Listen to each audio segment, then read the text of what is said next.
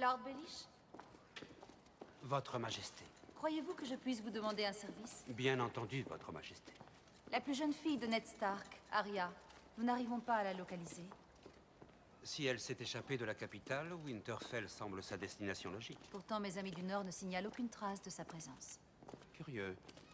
Si nous décidons de négocier avec les Stark, cet enfant a de la valeur. Si quelqu'un la retrouve, vous savez ce qu'on dit sur les Lannister et leurs bêtes. Eh bien, vous pourriez demander à Varys où elle est. Il saura vous donner une réponse, mais faudra-t-il le croire? Moi-même, j'ai toujours eu du mal à faire confiance aux eunuques. Qui sait ce qu'ils veulent? Un oiseau moqueur. Ainsi, vous avez créé votre propre emblème. Oui. Approprié pour un homme qui s'est fait lui-même et qui a tant de chansons à chanter. Content que vous l'aimiez. Certaines personnes ont la chance d'être nées dans la bonne famille.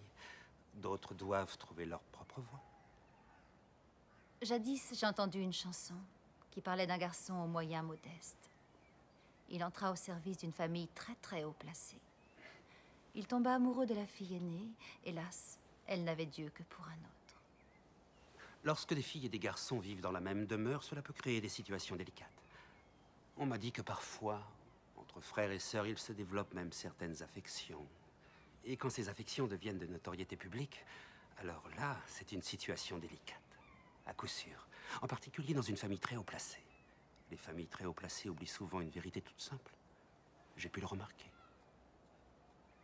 Et quelle est cette vérité? Le savoir, c'est le pouvoir. Arrêtez-le!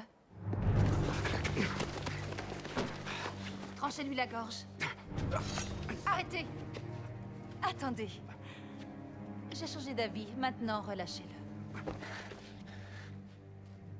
Reculez de 3 pas.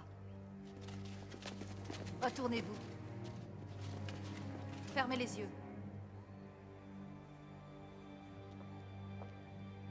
Le pouvoir, c'est le pouvoir.